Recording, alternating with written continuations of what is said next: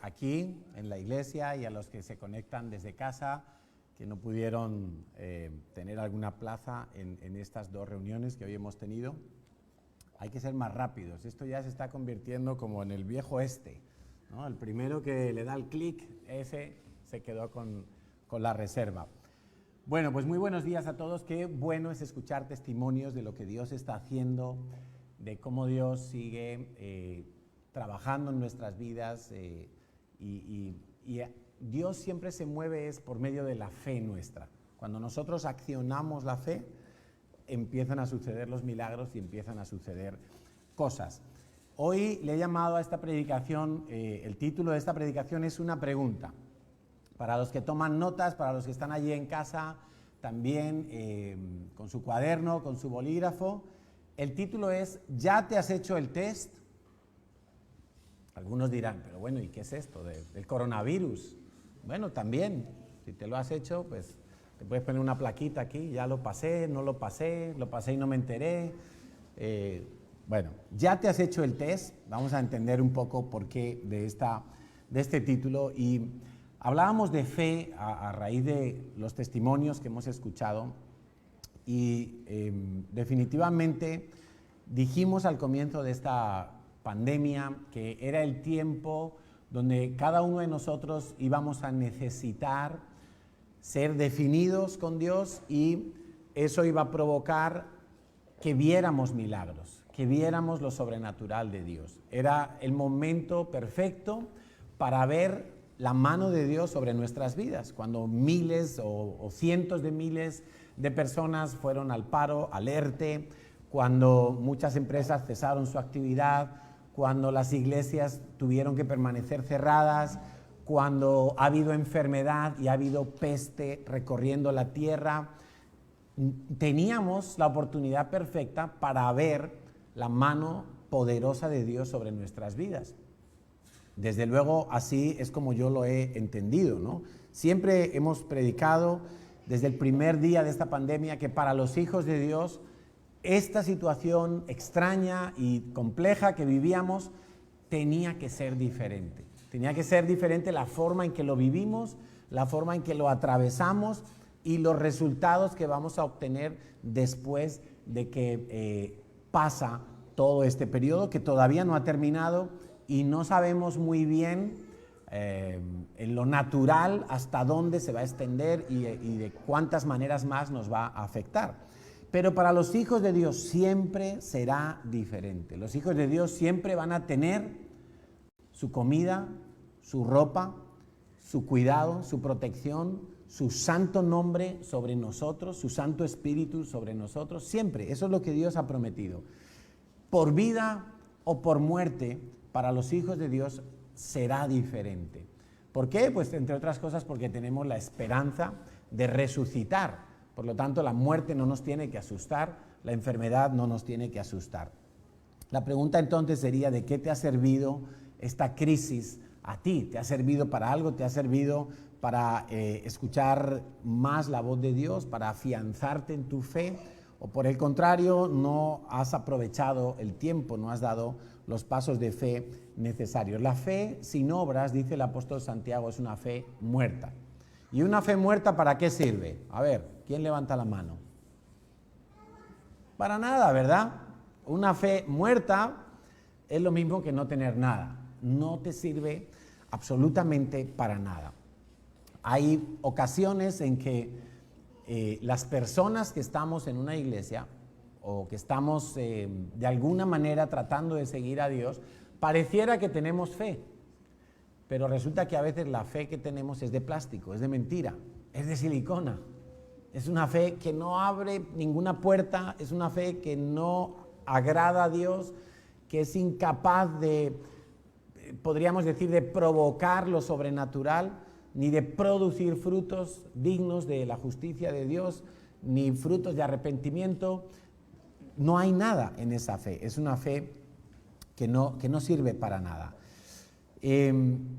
Y quiero que entendamos que toda esta prueba, tremenda prueba que estamos viviendo con la pandemia mundial, la crisis económica que ya está empezando seriamente a dañar economías en todo el mundo y que no sabemos hasta dónde se va a extender, esta prueba, sin duda, para nosotros, confiar en ti mismo, en otras cosas, en otros dioses, en ídolos, en la suerte, en tu tía rica de América o quién sé yo.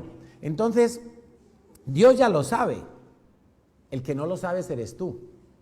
Y Dios quiere que por medio de las pruebas tú te des cuenta de dónde estás anclado.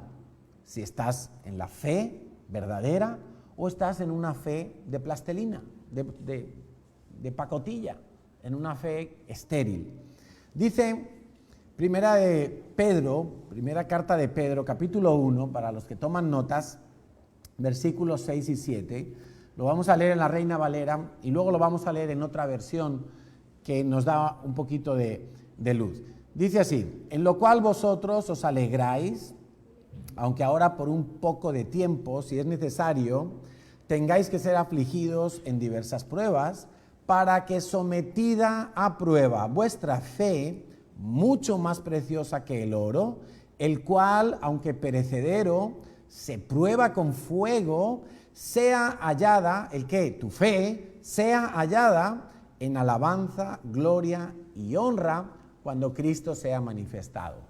O sea, básicamente lo que Pedro está enseñando a sus discípulos y Dios nos quiere decir en esta mañana a nosotros, es que nuestra fe es probada para ver qué tipo de impurezas tiene, para ver qué tipo de inconsistencias tiene, para ver qué hay mezclado con nuestra fe que rebaja esa solidez y esa pureza necesarias para tener una fe que es la que agrada a Dios y que va a ser la fe que salve nuestras vidas. Ojo, porque de eso se trata todo, de salvar nuestras vidas.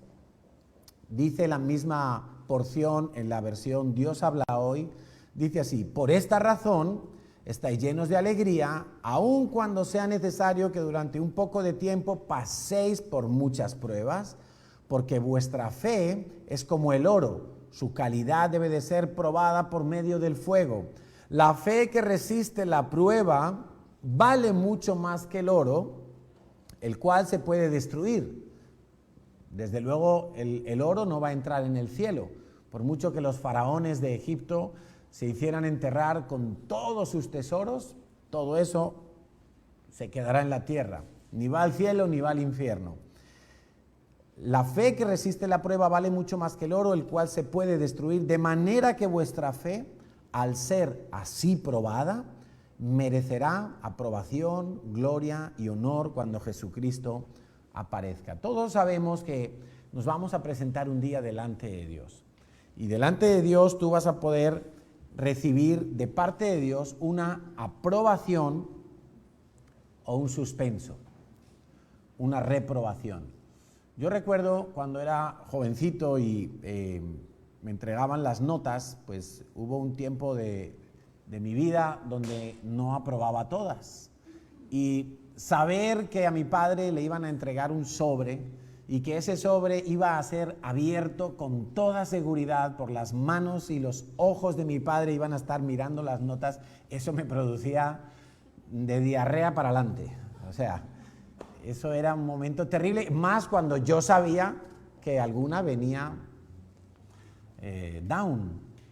Entonces, que sepamos todos que un día vamos a estar en la presencia de Dios. Y como le gusta a Natalia enseñar también a los niños, se van a abrir los libros que están en el cielo con cada uno de nuestros nombres y con todo nuestro expediente bien detallado, con fechas, horas, lugares, personas, infracciones, con todo lujo de detalles. Y lo más terrible no será que se abran los libros, sino lo más terrible será si nosotros hemos tenido fe para salvarnos o no hemos tenido fe para salvarnos. Si nuestra fe sirve o fue verdadera, recibiremos de Dios palabras de aprobación. Buen siervo y fiel, sobre lo poco has sido fiel. ¿Qué es lo poco? Lo poco es esta vida que tenemos ahora. Esta vida porque es corta, dura 70, 80 años, dice los más robustos, un poco más, con los avances de la medicina, y ya, y se acabó la vida. El que ha sido fiel en lo poco, Dios lo pondrá en lo mucho, que es la vida eterna, la vida que nunca más perece. Pero habrá otros que se presentarán delante de Dios creyendo que van bien y que no habrá ningún reproche para ellos, pero la sorpresa será mayúscula cuando reciban de parte de Dios un juicio donde van a ser excluidos de la presencia de Dios eternamente. Y eso será algo terrible. Tú te imaginas uno creyendo que va a abrir el sobre su papá con las notas y creyendo que lleva todo aprobado, y de repente ahí viene inglés suspendido, matemáticas para abajo, física y química, no progresa adecuadamente, resulta que copió en un examen y él pensó que se había librado, pero ahí le pilló el profesor y le puso un 0 patatero. Qué sorpresa tan grande, ¿verdad? Pero en la eternidad no será como en el instituto o en el colegio, que uno puede repetir y se examina en septiembre. No, en la eternidad ya es, suspendiste, pues suspendiste, te vas al infierno y allí te quedas. Y eso es muy terrible. Y nosotros no queremos que eso le ocurra a nadie. Por eso podemos ver esta pandemia como una situación inconveniente, como un problema, como un incordio, o podemos verlo como una prueba que Dios permite que pasemos por ella para que nos demos cuenta de cómo está nuestra fe. Cuando tú haces una prueba, un test, y de ahí viene el título, ya te has hecho el test, pues cuando tú haces un test puede haber dos posibles resultados, positivo o negativo. Te haces el test de la fe y si da positivo, ¡wow!, qué descanso. Tengo fe, vivo por fe, mis emociones no están perturbadas por los acontecimientos, yo sigo confiando en Dios, sigo poniendo a Dios en primer lugar, Dios está donde tiene que estar en mi vida y no hay ningún problema.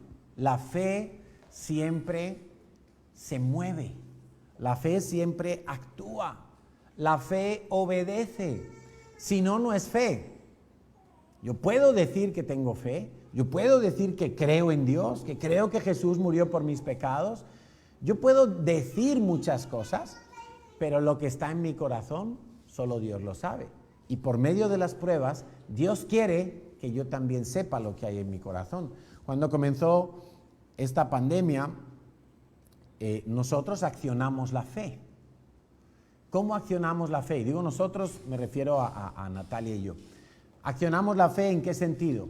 Nosotros, como pastores de la iglesia, que somos responsables de administrar todos los diezmos y ofrendas, y vivimos de ello, como manda la palabra de Dios, el que predica el evangelio, que viva del evangelio, pues tenemos la responsabilidad de administrar todo lo que entra en el alfolí.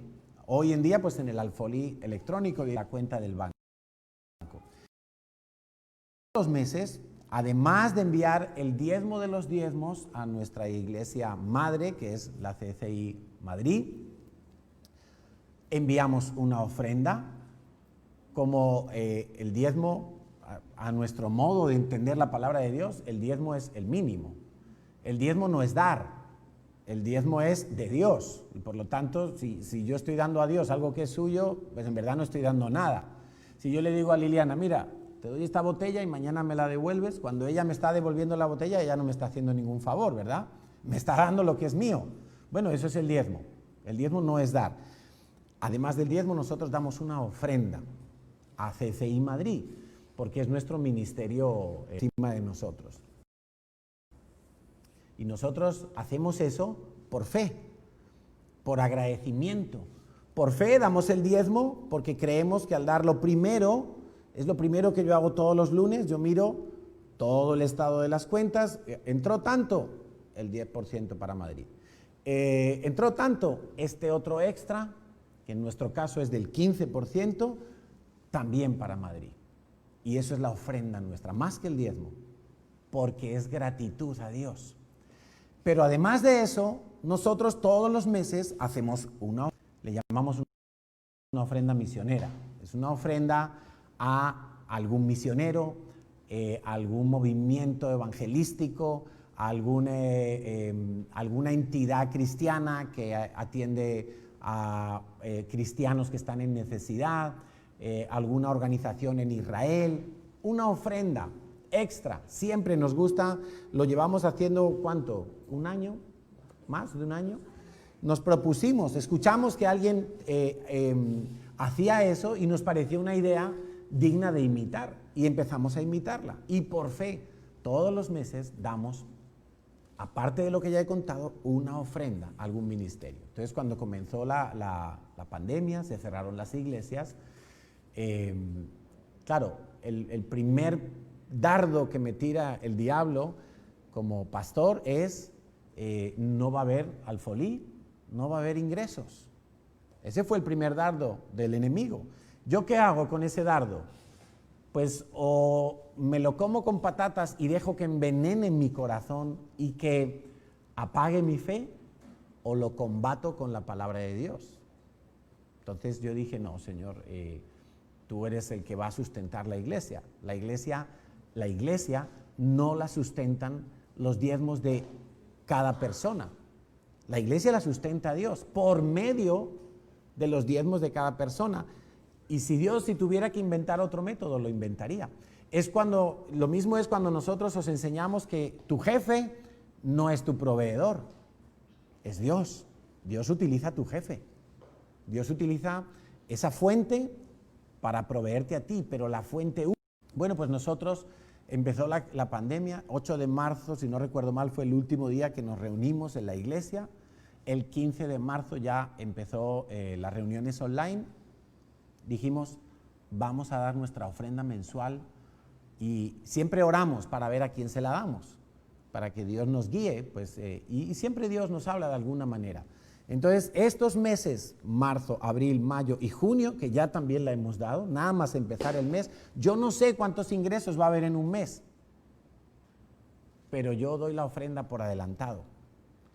Y en este mes, pues en concreto, hicimos una ofrenda y lo voy a decir porque creo que está bien, a Itiel Arroyo, lo habéis conocido, él es un joven español que predica el evangelio allá donde Dios le llame. Y evidentemente, pues él, con la pandemia, cerraron todas las iglesias, a él se le cayó toda su agenda que tenía completa a un año vista, porque es un tipo ungido por el Señor. Y Dios nos guió y nos pareció que Dios nos estaba guiando a darle este mes de junio la ofrenda a él. Entonces, qué bueno es Dios, porque él nos llamó en estos días, llamó a Natalia y le dijo, no sabéis qué bien nos ha hecho esa ofrenda, porque ha llegado en el momento preciso.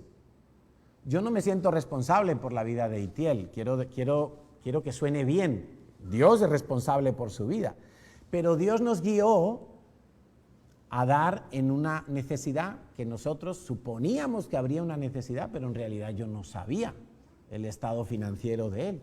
Pero qué guay es dejarse guiar por Dios, moverse por fe y dejar que Dios se glorifique. Y quiero que sepáis que es muy triste, pero muchas iglesias, no sé si muchas, no quiero mentir tampoco, algunas iglesias han tenido que cerrar y echar la persiana durante esta pandemia, durante este confinamiento, de esta pandemia, porque sus miembros no han sido fieles.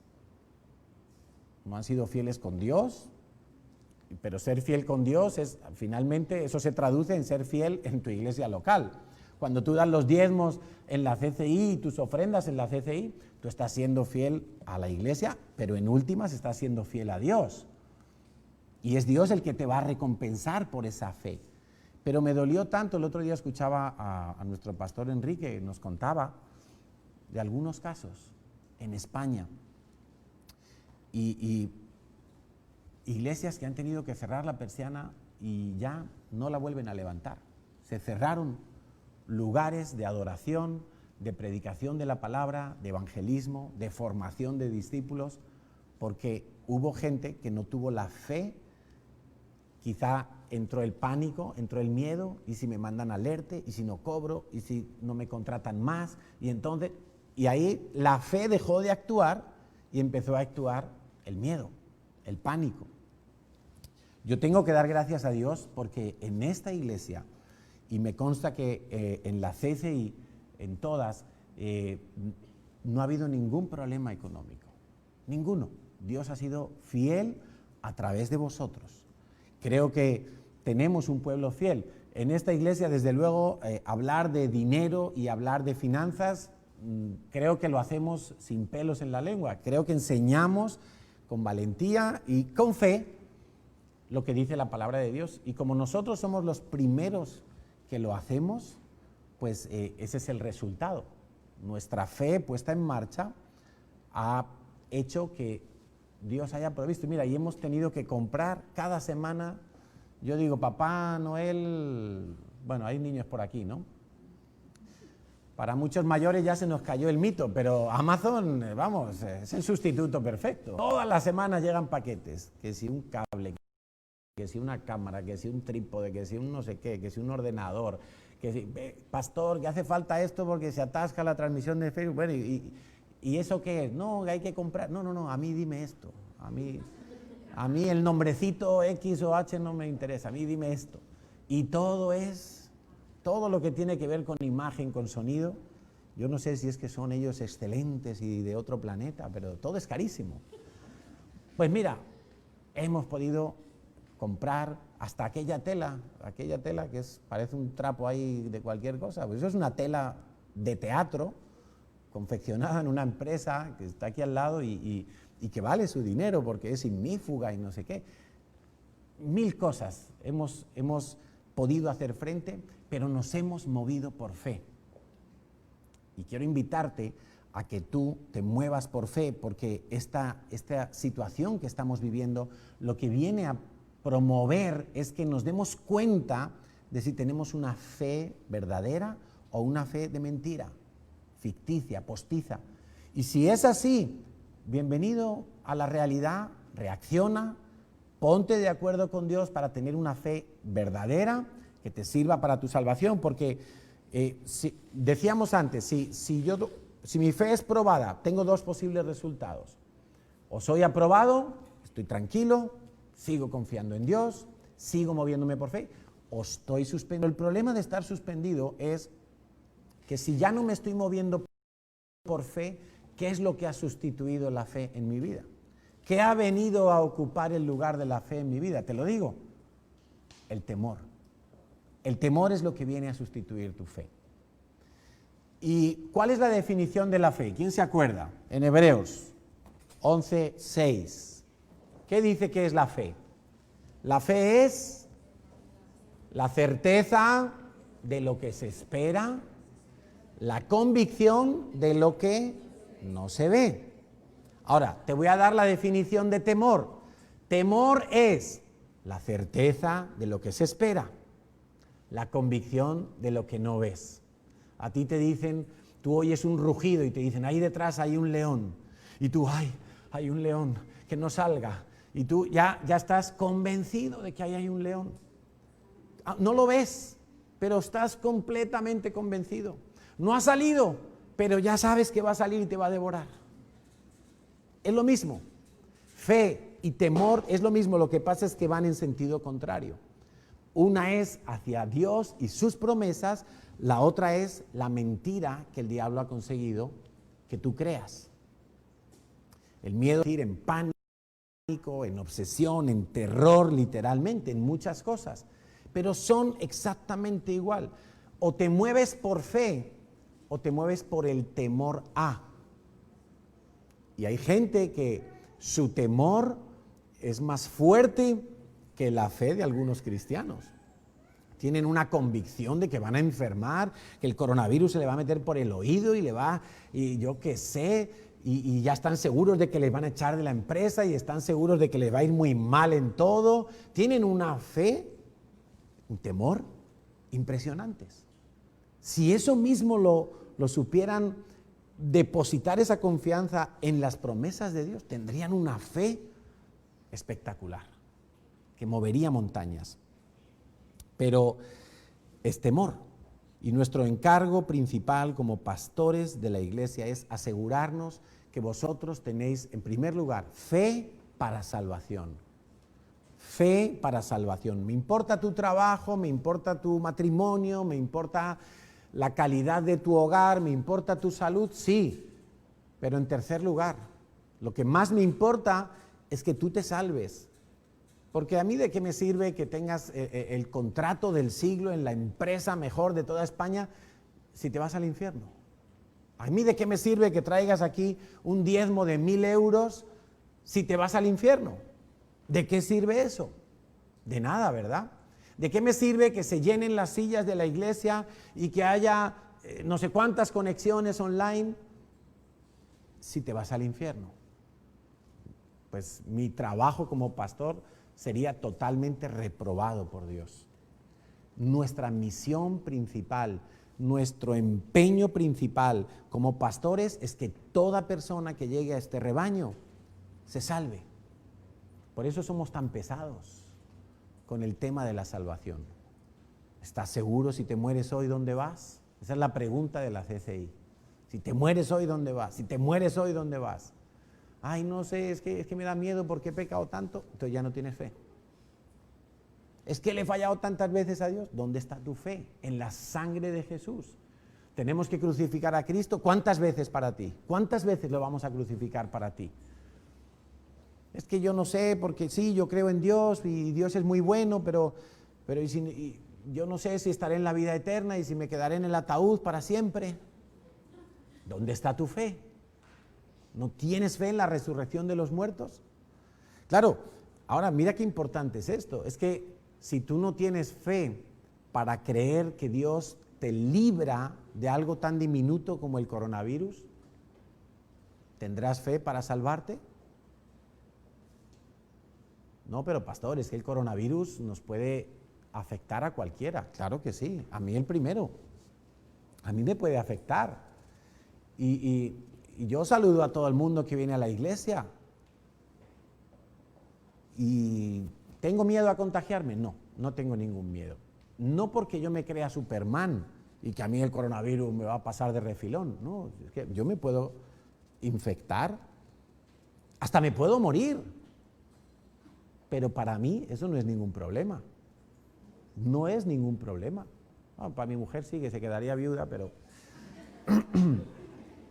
para mí sería, bueno, Señor, morí con las botas puestas, haciendo lo que tú me mandaste, cuidando cada persona, tratando de asegurarme que cada persona tiene su salvación. Lo segundo que más nos importa, ¿sabes qué es? No es el trabajo, no es tu matrimonio, no son tus finanzas, no es tus sueños, no. Lo segundo que más nos importa es que tú te conviertas en un eslabón para que otros puedan llegar a ser salvos. Que tú hagas lo que tengas que hacer de parte de Dios, porque eso sí estamos plenamente convencidos, que todos tienen algo para ayudar a que otros conozcan de Cristo. Todos. El que puso el cable y lo escondió para que no tropiece nadie, ha ayudado para que otros que nos ven por internet conozcan a Cristo y se salven. El que sale y predica y se pone sobre la caja roja, claro, ayuda. Quizá eso parece como que es más ayuda, no, es la misma ayuda, la misma. Alguien tiene que haber que esconda el cable y alguien tiene que haber que se suba en la caja roja. Ese es nuestro segundo empeño, que tú sirvas, que tú hagas algo para el reino de los cielos y no vivas ensimismado. Después sí, después ya nos interesa tu matrimonio, tu estado financiero, que no vivas oprimido por las deudas, que tengas salud, que tus hijos se críen firmes en el Señor, que tú en tu casa edifiques todo con la palabra. Claro, eso nos importa, pero después, tenlo muy claro, después. Porque si tú vienes a la iglesia y vienes con tu vida destrozada y nosotros te ayudamos a poner orden, pero te vas al infierno, pues no hemos hecho un buen trabajo, hemos hecho un mal trabajo. Entonces, ¿de dónde sale el miedo? ¿Cómo se produce el miedo? Y la respuesta la encontramos en Génesis. Como siempre, vamos a ir al origen de nuestros problemas. El libro de Génesis quiere decir exactamente eso, origen. Y el pecado es la causa que subyace debajo de todo temor o de todo miedo en nuestras vidas. Quiero que pienses en este personaje real que fue Adán, y al cual Dios formó con sus propias manos. Dios sopló espíritu en él para que cobrara vida esa figura de barro. Y durante un tiempo, no sabemos cuánto, Adán era la única persona sobre la tierra. Todo lo demás eran animales y bichos y la única persona era Adán. El único con quien Dios podía hablar en la tierra era con Adán. Y el único con quien Adán podía hablar era Dios. Con nadie más. Era una atención exclusiva. Dios para Adán, Adán para Dios. Y Dios le enseña a Adán todas las cosas. Cómo tiene que labrar la tierra, cómo tiene que nombrar a los animales. Cuando Adán está solo y Dios le forma a Eva y se la da y se la trae a su lado, y Dios le tuvo que enseñar cómo tratar a su esposa, cómo cuidarla, cómo tener relaciones sexuales con ella para procrear y llenar la tierra como Dios le había ordenado. Dios le enseñó todo a Adán. Ahora, Génesis 3 nos cuenta qué pasó después de que Adán y Eva pecaron. Los que somos padres, seguramente en algún momento ya hemos experimentado, aun cuando nuestros hijos son pequeñitos, que nuestros hijos han traicionado nuestra confianza en algún momento. Quizá les dijimos, no toques esto o no hagas tal cosa, pero nos dimos la vuelta y comprobamos que hicieron lo que nosotros les habíamos dicho que no hicieran. O nos mintieron. A veces hemos comprobado cómo nuestros hijos nos han mentido vilmente a la cara y nosotros sabemos que nos están mintiendo y estamos por dentro en una lucha entre le doy 2 tortas o lo ahogo aquí mismo o le digo que lo sé y que cómo tiene la poca vergüenza de mentirme, y estamos ahí con un sentimiento extraño porque están traicionando nuestra confianza, nos están mintiendo y nosotros lo sabemos. Pero les estamos queriendo dar la oportunidad de que digan la verdad y siguen ahí con su mentira a ultranza. No sé si os ha pasado eso o solo me ha pasado a mí, pero es un momento que te duele internamente. ¿Cómo puede ser que mi hijo, que le he cambiado los pañales de caca desde que nació, que le he dado de comer los biberones cuando no era capaz ni de mantenerse en pie, que lo he llevado al doctor cuando estaba enfermo, que lo he tenido en mis brazos cuando no podía dormir y que ahora me mienta? ¿Duele o no duele, padres? Claro que duele. Y es algo a lo que uno nunca se acostumbra como padre. Siempre duele que los hijos traspasen esos límites. ¿Cómo tuvo que sentirse Dios cuando Adán y Eva, aunque pecó Eva primero, pero Dios fue y buscó a Adán? Él era la cabeza, él era el responsable de lo que allí había sucedido. Así tiene que ser en los hogares, el hombre tiene que ser la cabeza. ¿Y qué dice Adán? Vamos a leerlo en Génesis 3:10. Dios habla con Adán: oye, ¿dónde estás, Adán? Y él dice: oí tu voz en el huerto y tuve miedo. ¿Te das cuenta? La primera reacción de Adán: tuve miedo. ¿Cómo puede ser que tuviera miedo del que le había dado la vida, había hablado con él en exclusividad, le había enseñado todos los secretos de la vida, le había puesto en un lugar impresionante como era el huerto del Edén, con todo a su favor, exclusividad, y ahora en lugar de confianza tiene miedo? La consecuencia del pecado es que aparece el miedo en nuestro corazón, en diferentes vertientes, de diferentes colores, pero el temor es la primera consecuencia del pecado. Y es un temor lógico porque tú te distancias de Dios, tú has traspasado la confianza de Dios, has clavado un puñal al corazón de Dios cuando pecas. Lo único que ellos tenían que hacer era no comer de este árbol. Puedes comer de todo, menos de este árbol. Y cuando Dios se da la vuelta, ¿qué hacen ellos? Vamos a comer del árbol. Es una traición en toda regla. Con razón tenían miedo porque ellos mismos se habían distanciado de Dios. Tuve miedo porque estaba desnudo y me escondí. Ahora, piensa antes del pecado. Cuando Adán tenía alguna clase de duda o de problema, ¿a quién acudía? A Dios. Oye, Dios, a ver, ¿dónde estás? Ven, que tengo una duda. A ver, es que tú me has dicho que ame a mi esposa, pero es que no la entiendo. ¿Cómo hago? Y Dios, ven, Adán, mira, tú tienes que amar de esta manera, ella es un vaso más frágil. Y le enseñaba los secretos de la vida. Pero ahora, en lugar de acudir a Dios, se esconde de Dios. Qué tremendo, ¿verdad? Cuando nosotros pecamos y no resolvemos el pecado, y resolver el pecado es confesarlo, arrepentirse y dar media vuelta, dejar ese pecado. Cuando nosotros pecamos y no lo arreglamos, hay 4 cosas que cambian dramáticamente la vida. La primera es mi percepción de Dios.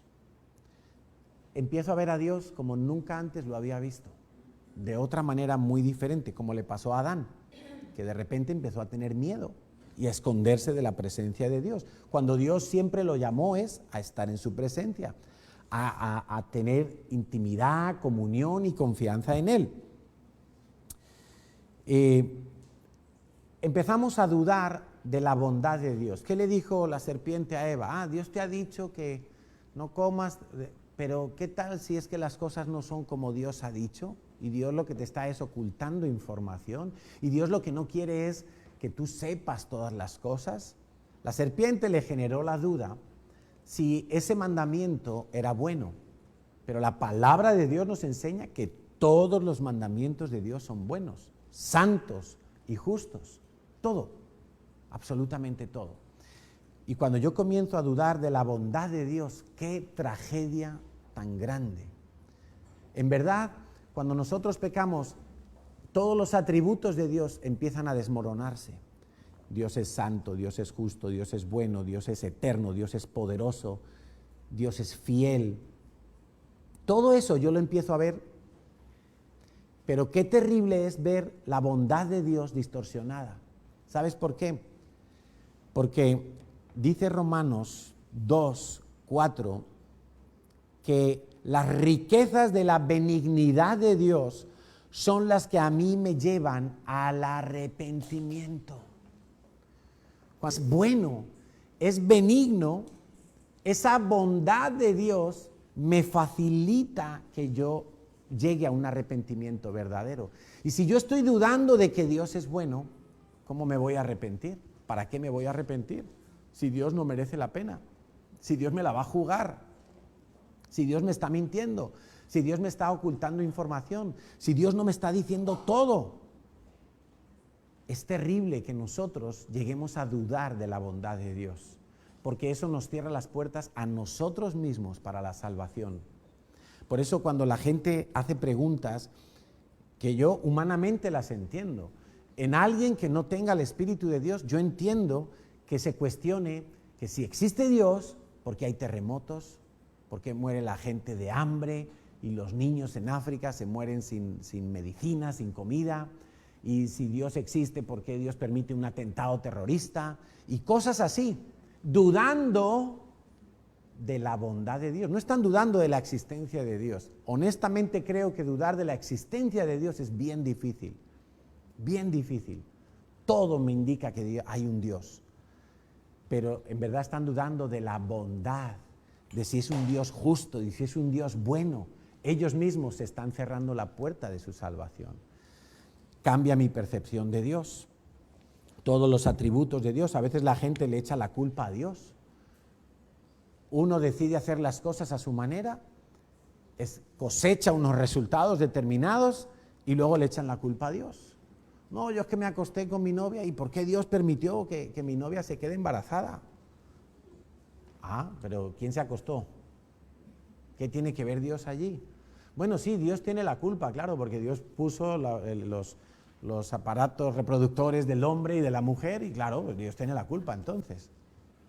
No, no tiene nada que ver Dios, eso fue una decisión de dos personas y sin invitar a Dios en la jugada. Pero es más fácil echarle la culpa a Dios. Ahora, yo quiero que tú pienses una cosa. Dios está sentado en su trono. Y aunque tu percepción de Dios cambie, Dios no cambia. Dios sigue siendo poderoso, Dios sigue siendo fiel, Dios sigue siendo eterno, Dios sigue siendo el mismo ayer, hoy y por los siglos. Le alabes o no le alabes, le veas con el ojo para allá o con el ojo para allá o con el filtro del temor o del miedo, Dios es el mismo y Dios no cambia. Dios está sentado en su trono y a Dios no le afecta nada de lo que ocurre en el mundo. A Dios no le ha pillado por sorpresa esta pandemia, a Dios no le agarra por sorpresa una guerra, una muerte inesperada, para nosotros inesperada, para Dios no. ¿Tú sabes que el coronavirus tiene que obedecer a Dios? Si Dios le diera una orden al coronavirus, le tendría que obedecer inmediatamente. Aún los demonios tiemblan en la presencia de Dios. A Dios nada de todo esto le ha agarrado, le ha pillado por sorpresa. Entonces, ¿qué ocurre cuando cambia nuestra perspectiva de Dios, nuestra percepción de Dios? Nosotros empezamos a creer, Dios me puede fallar, Dios no oye mis oraciones, ¿y si Dios no me resucita? ¿Y si no existe el cielo y el infierno?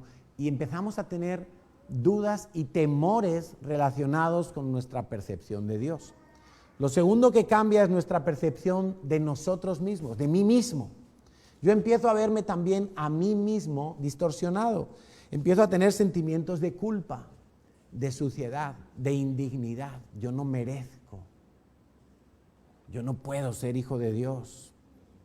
Y eso es muy peligroso porque cuando tú consideras que no eres hijo de Dios, entonces te conviertes en un siervo, en un esclavo. Y tú necesitas hacer cosas para merecer los favores de Dios. Y entras en una espiral de religiosidad, de culpa, de ansiedad por lograr ser aprobado por Dios. Y ahí aparecen otros temores nuevos.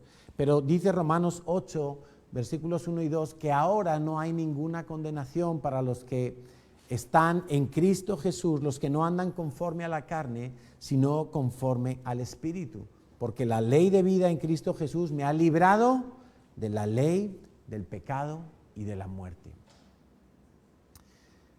El otro extremo de mi percepción de mí mismo es que yo me convierta en un autosuficiente. En lugar de en un religioso, en un autosuficiente. Ya no necesito a Dios.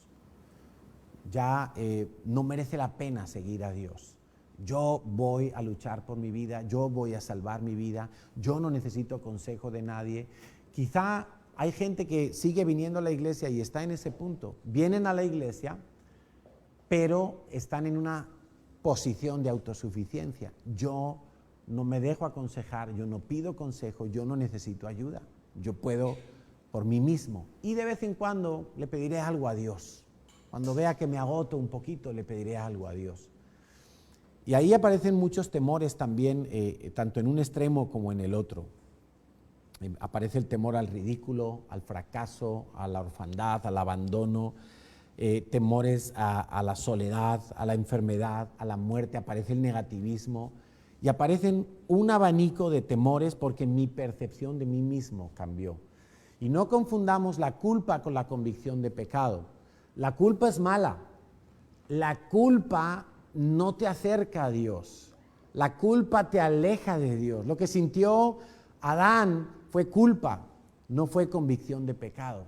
La convicción de pecado es algo que produce el Espíritu Santo y solo el Espíritu Santo lo puede producir. Y la convicción de pecado te lleva a clamar a Dios no a esconderte de Dios. La culpa te lleva a esconderte de Dios. La convicción de pecado te lleva a pedir perdón. Esto es como el niño que rompe el vaso de cristal, tapa los cristalitos debajo de la alfombra y se esconde. Y cuando llegan los papás y dicen, ¿quién rompió este vaso? ¿Qué tiene? Tiene culpa. Pero esa culpa no le está ayudando a reconciliarse con sus padres, a asumir su responsabilidad, a decir, fui yo. Si me tienen que castigar, castíguenme. Si me tienen que corregir, corríjanme. La convicción de pecado sí te lleva a reconciliarte, a pedir perdón, a arreglar ese asunto en definitiva. La culpa nunca arregla nada, no viene de Dios. La convicción de pecado sí. Lo tercero que cambia en mi vida es la percepción de los demás. Adán, Dios le llama, le dice, no, tuve miedo. Y dice Dios, bueno, ¿y por qué? ¿Qué has hecho? Y dice, no, yo no, mi mujer, ella es la culpable. No le echó la culpa a la suegra porque no tenía.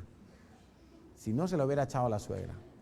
Pero, mi mujer, Dios le dice a Eva, bueno, ¿y tú qué? ¿Qué tienes que decir? No, la serpiente. Al final el culpable era Dios, porque Dios creó a la serpiente, creó a la mujer y puso el árbol allí. Entonces, es más fácil echar la culpa a otros siempre que asumir mi responsabilidad en el pecado. Caín, en cuanto tuvo envidia de su hermano, lo mató. Era más fácil, fíjate lo que digo, era más fácil matar a su hermano. Para él era más fácil matar y asesinar a su hermano que humillarse delante de Dios y decir, Dios, tengo un corazón podrido, estoy sintiendo envidia de mi hermano porque te ha ofrecido algo que te ha agradado más, voy a aprender de mi hermano, me voy a humillar. ¿Cuán difícil puede llegar a ser en algunos momentos de nuestra vida vivir un proceso de humillación? Pero qué liberador puede ser. Él prefirió matar a su hermano. Es muy cobarde echarle la culpa a otro. Es lo más fácil, pero es muy cobarde. Absalón, por ejemplo, consideró que su padre David había fallado en un asunto familiar y también se tomó la justicia por su mano y mató a su medio hermano. Vemos que cuando nosotros tenemos algo mal en nuestro corazón, ¿a quién echamos la culpa primero? Y esto es algo que cada uno se tiene que responder.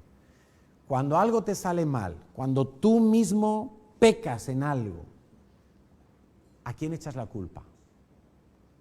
¿Al esposo, a los hijos, al estrés, al jefe, al gobierno, a Dios, a la iglesia, a los líderes? ¿A quién? ¿A quién echas la culpa? ¿A quién miras primero? Te miras a ti mismo y dices, uff, qué metedura de pata, Señor, perdóname. O enseguida buscas a quién descargar la culpa de lo que tú has hecho. Y en estos días de confinamiento hemos visto gente que denunciaba a los vecinos porque resulta que hacían una barbacoa, iban 10 allí a su casa, pero al día siguiente iban a la de este que había denunciado y lo suyo no le parecía grave. Lo del vecino es terrible, imperdonable, pero lo mío no es tan grave porque es que, hombre, en mi familia somos de otra madera, tenemos sangre noble y nos podemos juntar, pero el vecino si lo hace, ¡oye, eso es un crimen! ¿Sí o no?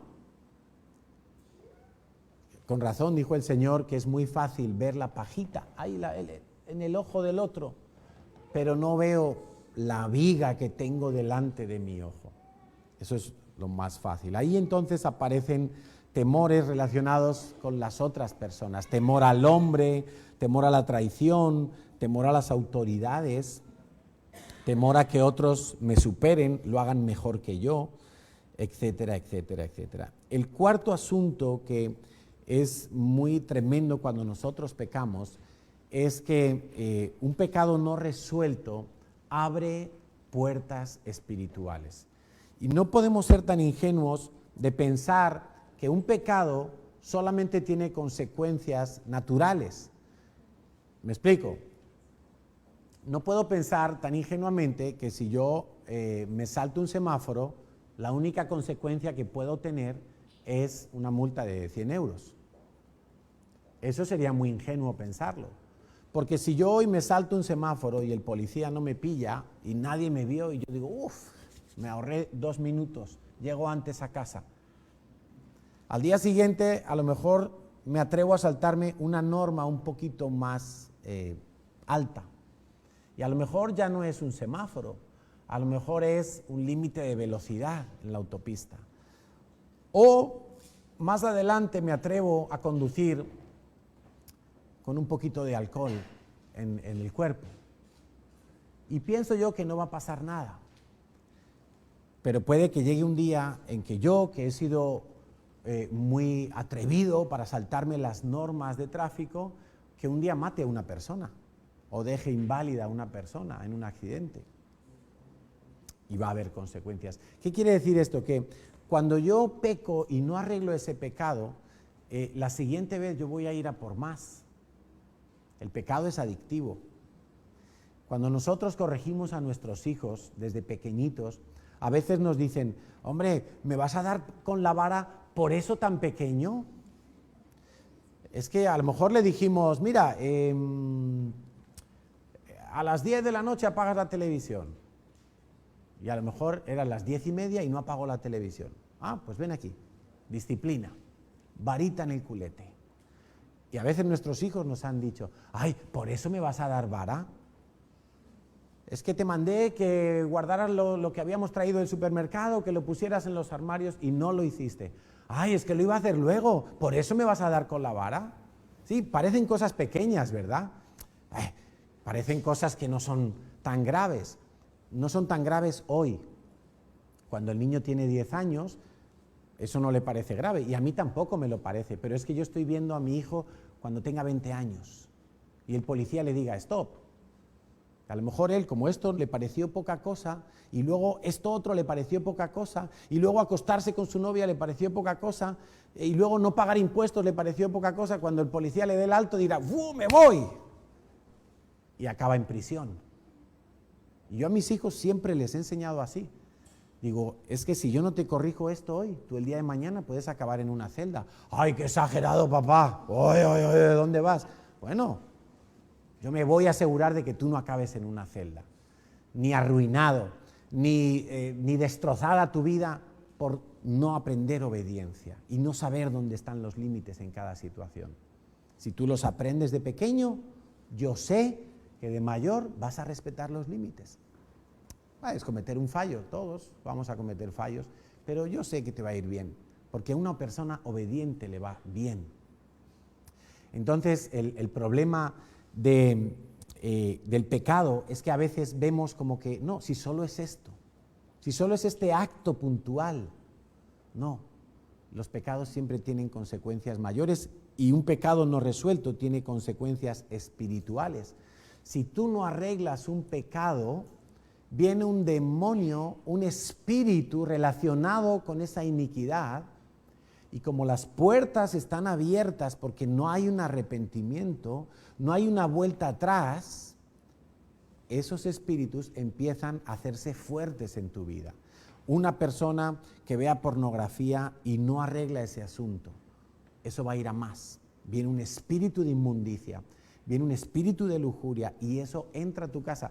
¿Y sabes cómo entra ese demonio tan pancho a tu vida, tan relajado entra a tu vida, que cuando él está entrando a atormentarte, ese demonio es capaz de mirar a Dios y decirle, ¿has visto qué puerta me ha abierto este?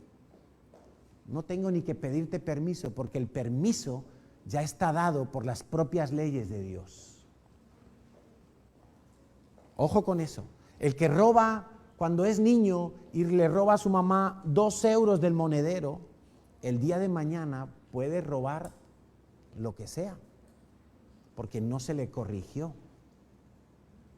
Yo a veces mando a mis hijos a la compra cuando eran más pequeños y vienen de la compra, he comprado el pan y los yogures, mira, aquí está el pan, y yo miro a ver si deja las vueltas del dinero. A lo mejor sobran céntimos, o a lo mejor le dimos un billete de 20 euros y sobran 10. Yo miro a ver. a ver qué hace. Puede ser un olvido, ¿vale? A lo mejor me espero hasta el día siguiente a ver si el olvido se revierte. Y en alguna ocasión yo les he dicho, digo, ¿sabes qué pasa? Es que si tú no dejas las vueltas, eso entre comillas se llama robar. Estamos en una familia y ellos saben que lo mío es de ellos y que no hay nada de uno en particular. Pero yo les enseño a que sean honestos, a que no se queden con las vueltas. Y a veces cuando me traen las vueltas les digo, pues ¿sabes qué? Quédatelas. Porque también está la otra parte. Entonces, si yo no enseño a mis hijos a ser honestos en lo poco, en las vueltas cortitas de una compra, ¿cómo van a ser ellos honestos el día de mañana? Alguien me contaba un testimonio la otra semana que el jefe le mandó a hacer un trabajo en otro lugar y en ese otro lugar aquella persona le iba a pagar esa semana de trabajo. Entonces terminó el mes y bueno, terminó el trabajo y aquel le pagó la semana y el jefe le paga todo el mes completo. Y este hombre le dice, oye, me estás pagando el mes completo, pero hay una semana que me la pagó el otro porque tú me enviaste a trabajar allá. Dice, no pasa nada, tienes un extra ahí. Eso es honestidad, decirlo. Y no decir, mira, me están pagando doble y yo me callo porque a lo mejor no se entera y el bobito me está pagando de más. Pues resulta que los bobitos casi nunca son bobitos. Y que al final lo que tú siembras, lo cosechas, porque Dios, Gálatas 6:7, Dios no puede ser burlado. Dios lo ve todo. Si yo no arreglo un pecado, dice Romanos 6:23, que la paga del pecado es muerte. Hasta que yo no me arrepiento, hay algo que va a seguir muerto en mi vida, que va a seguir corrompido en mi vida, corrupto. Hay algo que se va a apagar y no va a recobrar vida hasta que yo me arrepienta. Las puertas espirituales que se abren en nuestras vidas por pecados no resueltos nos llevan finalmente a distanciarnos de Dios cada vez más y como Adán a tener miedo. Entonces ahí aparecen una cantidad de temores. Es bueno cuando tú estés frente a una tentación, es bueno que tú pienses en las consecuencias, hasta dónde pueden llegar. ¿Hasta dónde pueden llegar? Si tú eres padre de familia y tienes la tentación de adulterar, piensa cómo le puede afectar eso a tus hijos, a tus nietos, a tu economía. José, el hijo de Jacob, acabó en Egipto y tenía un buen trabajo. Estaba sirviendo a uno de los hombres más ricos del país. Y en un momento dado, la esposa de este hombre le propone a José irse a la cama. Y él dice dos cosas: ¿cómo le voy a hacer a Dios y cómo le voy a hacer a mi jefe? O sea, él pensó en las consecuencias. Él dijo, no, esto me va a suponer a mí, si por echar una canita al aire, ¿qué cantidad de problemas me voy a buscar yo? Con Dios en primer lugar, pero con mi jefe, con mi economía, con todo, con mi carrera profesional. Piensa en las consecuencias naturales y espirituales, porque todo tiene un alcance brutal. Y si alguna vez llegas a pecar, haz un proceso inmediato de arrepentimiento. No esperes a mañana, no esperes una semana, no esperes a sentirte bien, porque cuanto más tardes, más difícil va a ser el proceso de arrepentimiento, y haz procesos completos de arrepentimiento. Deja ese pecado. Porque esa es la razón por la que muchos tienen miedo y no viven por fe, viven por el miedo. El miedo se ha instalado ya en su corazón. Y yo sé que hay algunos de los que no vinieron hoy a la iglesia, no fue porque no les dio tiempo a reservar plaza, es porque tienen miedo al coronavirus, a la muerte, a la enfermedad, a acabar en una UCI tú solo, sin ningún familiar cerca tuyo. Tienen miedo a No sé, porque la imaginación, imagínate, es increíble hasta dónde te lleva el temor. Te puede llevar a 1000 sitios donde tú no querías estar. Y muchos de los que no han venido hoy aquí, y quizá cuando la iglesia pueda tener más aforo, quizá sigan sin venir, quiero decirles que dejen el miedo, porque eso no es fe. Eso no es fe. El temor no viene de Dios. Dice 2 Timoteo 1:7 que no nos ha dado Dios un espíritu de temor. No nos ha dado Dios un espíritu para ser cobardes. No nos ha dado Dios un espíritu que nos haga escondernos de Él. Esa es la cobardía. Dios nos ha dado un espíritu de poder, de amor y de dominio propio.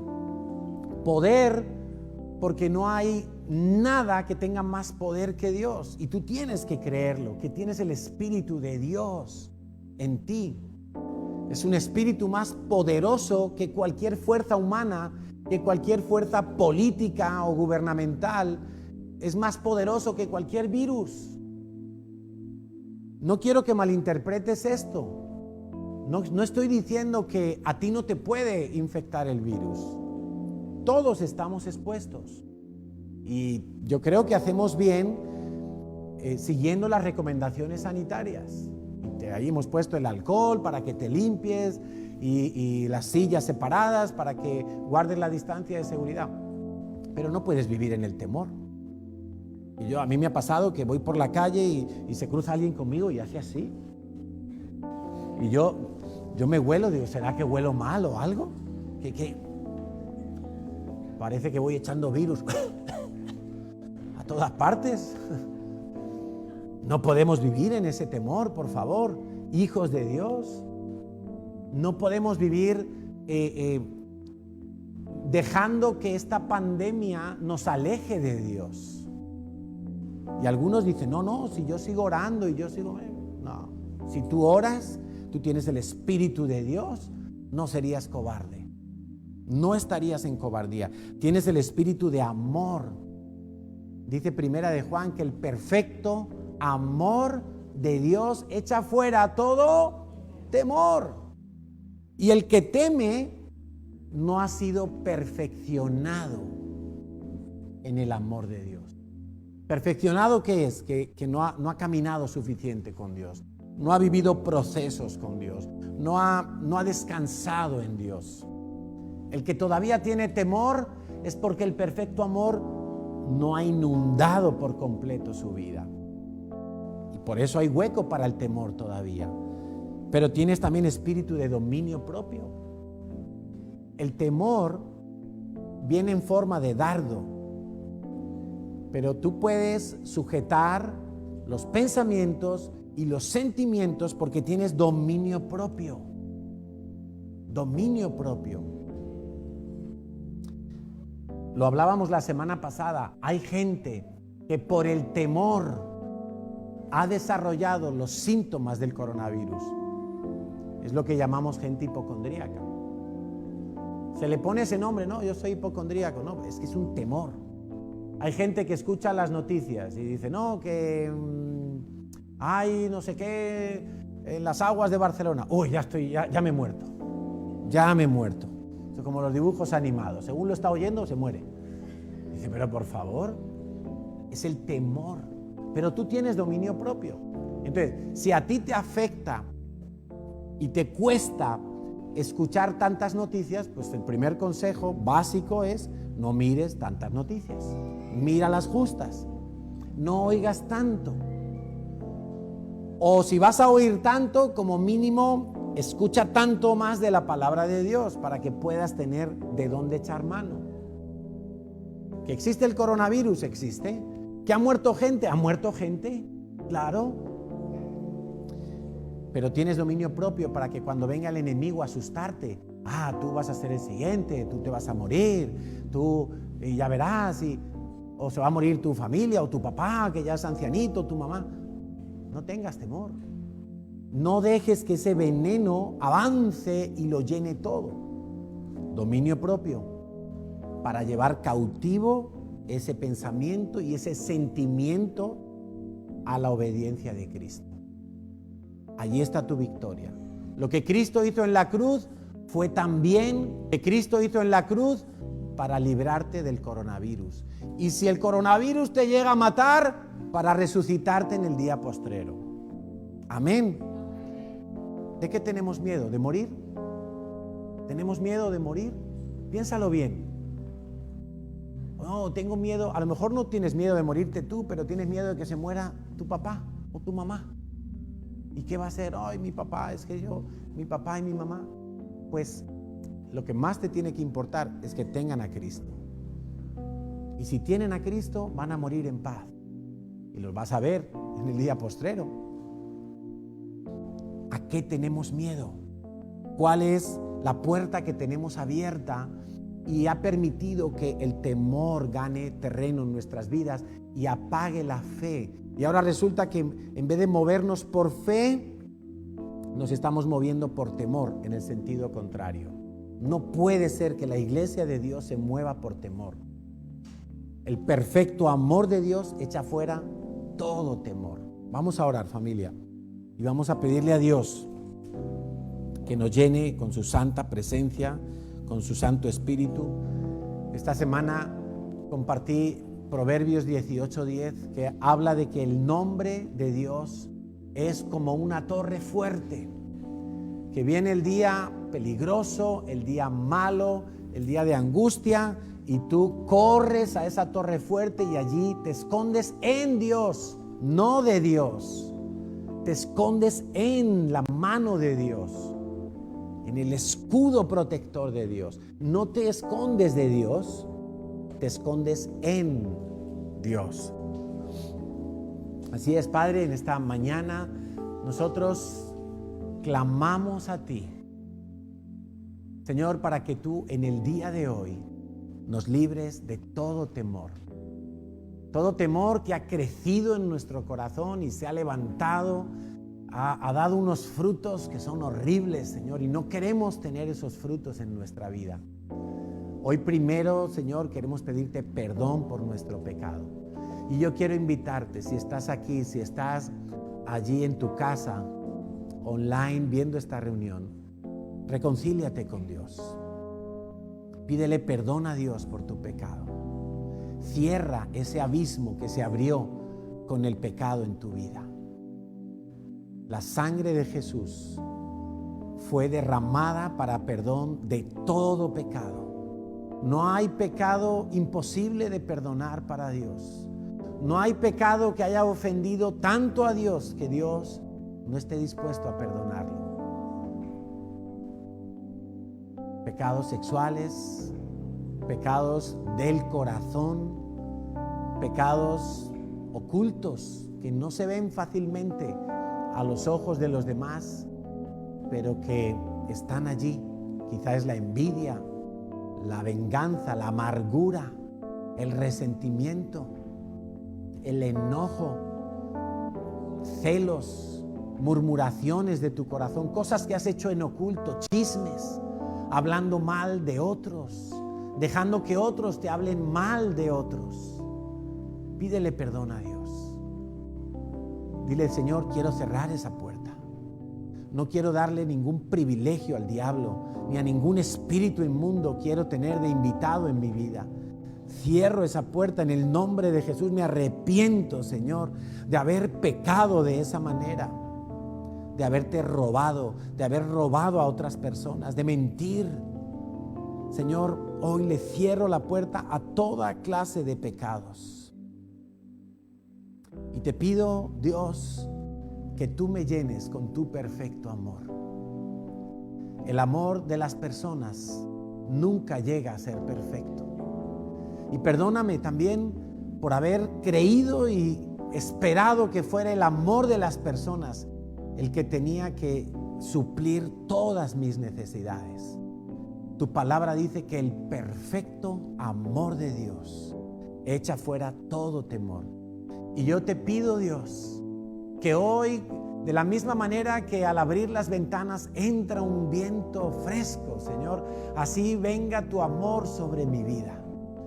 Y un viento fresco inunde todo mi ser y se lleve todo temor. que estaba arraigado en mi corazón.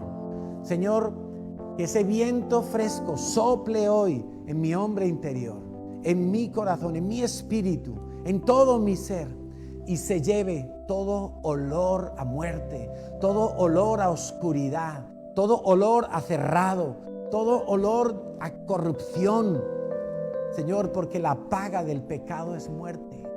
Y se lleve todo temor de mi vida, todo temor al coronavirus, todo temor a enfermar, todo temor al fracaso, al ridículo, todo temor al hombre, todo temor a la corrección, temores que no sé ni de dónde salieron, Señor, pero están gobernando hoy mi vida y han apagado mi fe. Hoy, Dios mío, yo quiero recuperar esa fe, quiero ponerla en tu palabra y no en lo que dice la televisión, ni los vídeos de YouTube, ni tantas informaciones que corren por las redes sociales. Señor, quiero darle valor a tu palabra. Quiero poner mis ojos en tu palabra. Quiero meditar en ella, Señor. Quiero que cuando vengan otras informaciones distintas a tu palabra, yo pueda levantar tu palabra en mi corazón, Señor. Señor, te pido por amor a tu nombre que soples vida hoy en mí y que te lleves todo temor a salir a la calle, todo temor a regresar a la iglesia, todo temor a montarme en el autobús, en el metro, todo temor a los hospitales, todo temor a la muerte, Señor. Todo temor a que tú me falles, hoy se va en el nombre de Jesús. Todo temor a que tu palabra se pueda o no cumplir, toda duda y toda incredulidad se van en el nombre de Jesús. Y te pido, Señor, sopla sobre mí. Te necesito, Dios. Te necesito. He tenido miedo. ¿A qué comeré mañana? ¿A de qué viviré? ¿Cómo pagaré el alquiler? ¿Qué haré para sobrevivir, Señor? He tenido miedo, pero hoy ese miedo se va en el nombre de Jesús. Señor, y tu perfecto amor, yo lo creo, está hoy llenando mi vida, está llenando todo mi ser. No temeré mal alguno, no temeré al terror nocturno. Me acostaré y dormiré en paz, dijo el salmista, porque en ti he confiado, Señor. Y es tu nombre como torre fuerte en la cual yo me puedo esconder de la tormenta, del enemigo, del terror, de las amenazas, de los Goliats. Hoy, como dijo el rey David, cuando era apenas un pastorcillo, yo me levanto en el nombre del Dios de los escuadrones de Israel. Me levanto en el nombre del Dios de la Biblia. Me levanto en el Dios que he creído y que me han predicado desde hace tiempo atrás. Y en su nombre, Señor, será cortada la cabeza del Goliat.